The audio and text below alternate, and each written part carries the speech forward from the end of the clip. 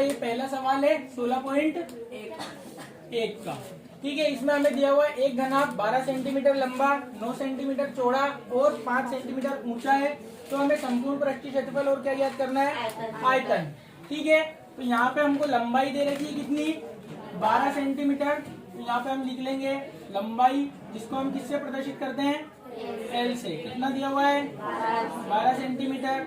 उसके बाद में चौड़ाई कितनी दी हुई है? 9 सेंटीमीटर। चौड़ाई को किससे प्रदर्शित करेंगे? बी से। बी बराबर कितना है? 9 सेंटीमीटर। उसके बाद में ऊंचाई, ऊंचाई यानी कि एच कितना दिया हुआ है हमें? 5 सेंटीमीटर।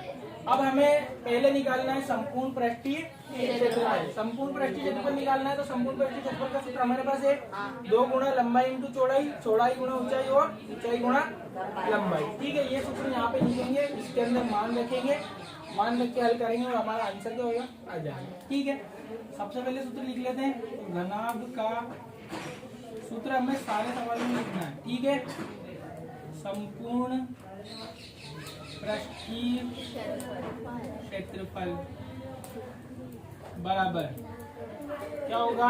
2 गुणित लंबाई इंटू चौड़ाई प्लस चौड़ाई इंटू ऊंचाई प्लस ऊंचाई इंटू लंबाई। ठीक है, इसके बाद में मान रखेंगे तो 2 की ब्रैकेट, लंबाई का मान कितना दिया हुआ है? 12। दोनों के बीच में चिन्ह कुछ नहीं है तो काय का लगाएंगे? इंटू का। इंटू चौड़ाई का मान 9, फिर प्लस, तो प्लस चौड़ाई का मान फिर कितना दिया हुआ है? 9 इंटू एच का मान कितना है? 5, फिर प्लस एच का मान 5 और लंबाई का मान 12। ठीक है, पहले अब इस कोष्टक के अंदर 2 चिन्ह लगे हुए हैं, प्लस का भी लगा हुआ है और इंटू का भी लगा हुआ है। ठीक है, पहले क्या होगा? पहले इंटू होगा, तो 12 नमानी 108 प्लस आ गया, प्लस को लगाएंगे ऐसा कैसा? 9 पंजे 45, यहाँ पे 45 लिखेंगे, फिर प्लस 12 पंजे 7। ठीक है, अब इनको क्या करेंगे? बीच में प्लस का चिन्ह लग रहा तो जोड़ देंगे, जोड़ लेते हैं। 5 और 8 कितना हो जाएगा? 13। 13 की 3 हासिल लगी 1, 6 और 1 7, 7 और 4 11। 11 में 0 को जोड़ोगे तो 11 का क्या आएगा? 1 हासिल लगी 1, 1 और 1 2। तो यहाँ पे 213 है, 213 को 2 से गुणा करोगे कितना जाएगा? 400। 13 दूना 26। किसमें था ये सब? सेंटीमीटर में। क्षेत्रफल की इकाई होती है क्या? Centimetre square. तो यहाँ पे हमको पृष्ठीय क्षेत्रफल तो मिल गया कितना? 426 सेंटीमीटर स्क्वायर। ये हो गया हमारा आंसर। इसके बाद में क्या निकालना है? एक चीज और निकालनी है, आयतन। ठीक, यहाँ पे वापस से वही क्या करेंगे? सबसे पहले आयतन का सूत्र लिखेंगे, मान रखेंगे और हल करेंगे। ठीक है, यही विधि रहेगी पूरी प्रश्नावली में। तो यहाँ पे लिख लेते हैं अपन घनाभ का आयतन। बोलो सूत्र क्या होता है? लंबाई इंटू चौड़ाई ऊंचाई। लंबाई इंटू चौड़ाई इंटू ऊंचाई। लंबाई का मान कितना? 12 इंटू चौड़ाई का और ऊंचाई का 5। 12 नमानी 108। सीधा गुणा कर दूं ना? 108 में 5 का करेंगे तो देखो 100 का गुणा 5 में करोगे तो 500, 8 का गुणा 5 में करोगे तो 40। तो कितना आया? 540। देखो अब यहाँ पे सेंटीमीटर, इसकी इकाई क्या होती है? सेंटीमीटर क्यों? क्योंकि ये आयतन है। देखो 1 सेंटीमीटर यहाँ पे आएगा, 12 सेंटीमीटर ही था ना, एक यहाँ पे आएगा और एक यहाँ पे आएगा। तीनों सेंटीमीटर का गुणा होगा तो क्या हो जाएगा? Centimetre cube. ठीक है, ये आ गया हमारा दूसरा आंसर। देखो इसके बाद हम देखेंगे हमारा प्रश्न 2। प्रश्न 2 में हमें दिया गया है क्या कि 3 घन की भुजाएं हमें दे रखी है 8 सेंटीमीटर, 6 सेंटीमीटर और 1 सेंटीमीटर। इन तीनों घनों को पिघलाकर एक बड़ा घन बनाया जाता है, उसका हमें क्या ज्ञात करना है? संपूर्ण पृष्ठीय क्षेत्रफल। ठीक है, तो यहाँ पे हम लिखेंगे 3 घन जिनकी भुजाएं 8 सेंटीमीटर और 6 सेंटीमीटर व 1 सेंटीमीटर है, इन्हें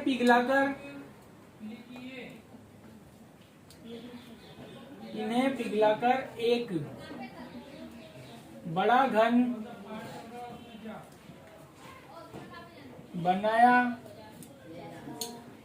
जाता है, यहाँ पे हम लिखेंगे मानेंगे कि माना बड़े घन की भुजा ए है। यहाँ पे हमें 3 छोटे घन की भुजा दे रखी है, 8 सेंटीमीटर, 6 सेंटीमीटर, 1 सेंटीमीटर। पिघला के बड़ा नया घर इसमें हमें पिघला के बड़ा घन बनाया जाता है। लिखा हुआ है इसमें अरे ये यहाँ पे नया लिखेंगे, बड़ा हो या नया हो एक ही बात है, बड़ा नया घन नया बड़ा बहुत अलग अलग है। नया बनाया जाता है। ठीक है, अब माना बड़े घन की भुजा क्या है, ए है। क्यों मानी भुजा, इन तीनों घनों की भुजा हमें दी गई है। इसके बाद हमें इन तीनों घन से इस जो बड़ा घन बनाया गया इसका हमें क्या निकालना है, संपूर्ण पृष्ठीय क्षेत्रफल। और घन के संपूर्ण पृष्ठीय क्षेत्रफल का सूत्र क्या होता है, 6 इंटू भुजा स्क्वायर। यानी कि अगर हमें बड़े घन का क्षेत्रफल निकालना है तो हमें बड़े घन की क्या चाहिएगी, भुजा चाहिएगी ना सूत्र में रखने के लिए। 6 इंटू भुजा स्क्वायर, तो पहले चीज निकालनी पड़ेगी भुजा। अब भुजा कैसे निकालेंगे, इन तीनों को पिघला के बड़ा वाला घन बना रहे, तो जितना इनका आयतन होगा वो जितना होगा वही किसका होगा, नए वाले घन का आयतन। तो यहाँ पे लिखेंगे कि तीनों घनों का, या फिर इसको आप ऐसे लिख लो कि बड़े घन का आयतन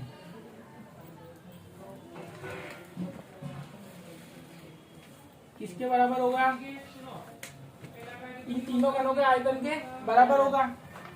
तो सीधा लिख दूं मैं यहाँ पे, घन के आयतन का सूत्र क्या है, भुजा क्यूब। तो एक घन की भुजा कितनी है, 8। तो इसका आयतन निकालेंगे तो इसका क्या हो जाएगा, क्यूब हो जाएगा।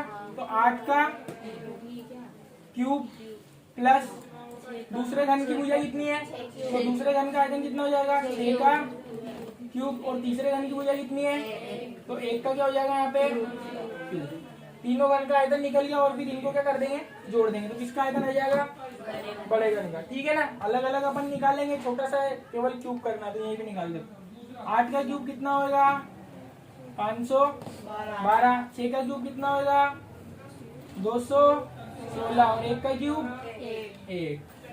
सबको जोड़ोगे कितना आएगा, यहाँ पे आएगा आपके पास 729। कितना आएगा, 729। अब यहाँ पे देखो, ये जो हमने निकाला ये क्या निकाला, बड़े घन का आयतन। अब ये एक चीज जो यहाँ पे आएगी ना उसको सीखना, क्योंकि वो आगे पूरी प्रश्नावली में काम आएगी। जैसे हमने किसी इनको पिघलाया और उससे नया घन बनाया, तो हमने नए घन का जो आयतन निकाला वो सूत्र लगा के तो नहीं निकाला, वो तो क्या किया हमने, इन तीनों का आयतन को जोड़ दिया। अब यहाँ पे क्या करेंगे, इसकी भुजा निकालनी है ना, तो इसका सूत्र यहाँ पे रख देंगे, बड़े घन का आयतन। अब घन कोई सा भी उसका आयतन क्या होता है, भुजा का क्यूब। तो इसकी भुजा क्या है, क्या मानी हमने, ए। तो यहाँ पे मैं लिख सकता हूँ कि ए का क्यूब, भाई बड़े घन का आयतन ये तो होगा, तो ए का क्यूब बराबर हो गया किसके, 729 के। अब इधर से जब क्यूब हटेगा तो इधर क्या आ जाएगा, क्यूब रूट आ जाएगा, है ना। जैसे इधर से स्क्वायर हटता है तो इधर क्या आ जाता है, अंडर रूट आ जाता है।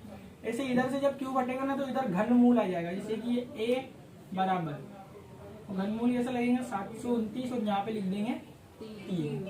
अब 729 किसका घन होता है, जैसे अपन अगर अंडर रूट के अंदर 4 आता तो उसको क्या लिख देते हैं, 2 लिख देते हैं।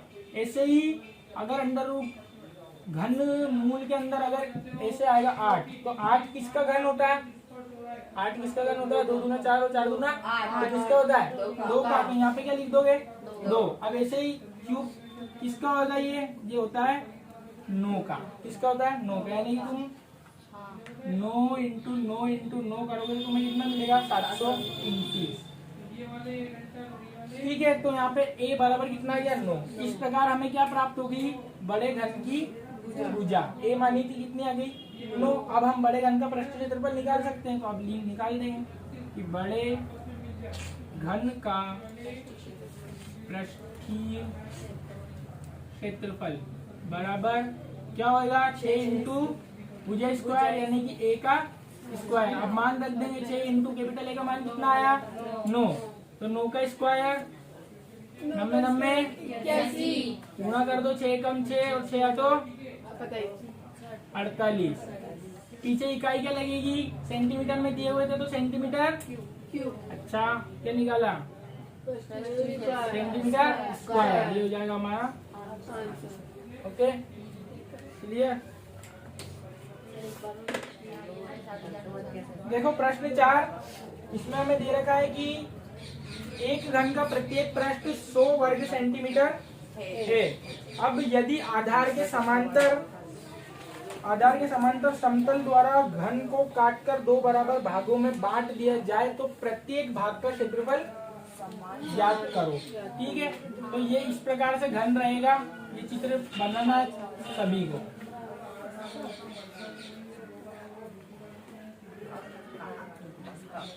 इसको यहाँ से आधार के समांतर, तो इसका आधार ये नीचे वाला रहेगा, इसके समांतर एक रेखा द्वारा इसको ऐसे काट दिया जाएगा। ठीक है, अब इसको यहाँ से काटेंगे तो इसको बराबर भागों में काटेंगे।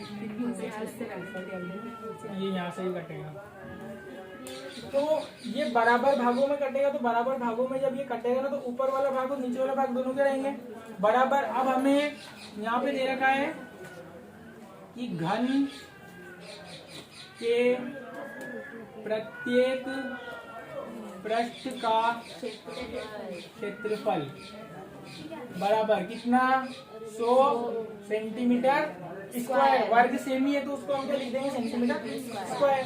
ठीक है, फिर यहाँ पे लिखेंगे कि घन को आधार, जो क्वेश्चन की लैंग्वेज है वही लिख रहा हूँ मैं यहाँ पे, के समांतर, समतल है सर। हाँ आधार के समांतर के बाद समतल, समतल द्वारा काटकर 2 भागों में बांटने पर।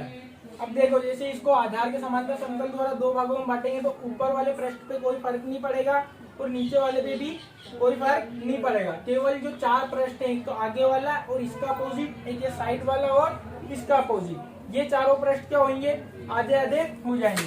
तो बांटने पर 4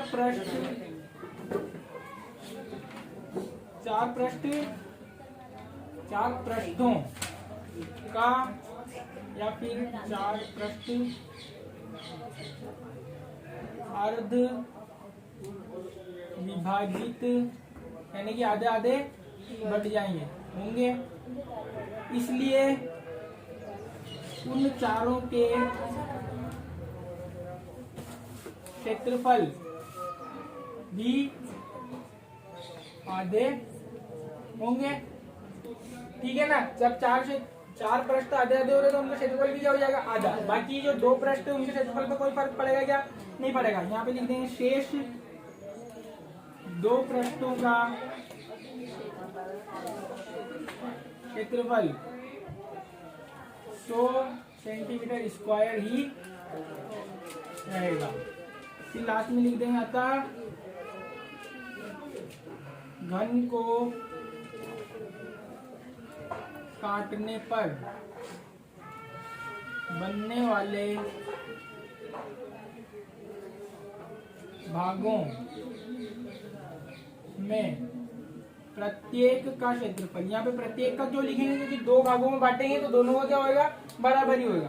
तो प्रत्येक का क्षेत्रफल बराबर, अब 2 पृष्ठों में तो कोई फर्क पड़ेगा नहीं, तो 100 प्लस 100, तो उन दोनों का तो क्या हो जाएगा 100, ऊपर वाले का भी 100 और इसका जो अपोजिट रहेगा उसका भी 100। ठीक है, प्लस अब ये जो आसपास वाले पृष्ठ यानी ये वाला और इसके जस्ट अपोजिट वाला, ये 100 था, ये आधा बढ़ जाएगा तो कितना हो जाएगा, 50 हो जाएगा। तो इसके अपोजिट भी क्या रहेगा, 50। तो 50 प्लस 50 प्लस 4 पृष्ठ हो गए, 2 तो ये और 2 ये, 2 पृष्ठ और बच गए, एक तो सामने वाला और इसके जस्ट अपोजिट वाला। तो इसका पूरा 100 है, बीच में से कटेगा कितना हो जाएगा, 50, नीचे वाले का भी 50। तो यहाँ पे लिख देंगे 50 प्लस 50, जोड़ लो 200 तो ये हो जाएगा, 100 ये हो जाएगा और 100 ये हो जाएगा। तो कुल मिला के आ जाएगा कितना, 400 सेंटीमीटर स्क्वायर। ओके बस सर।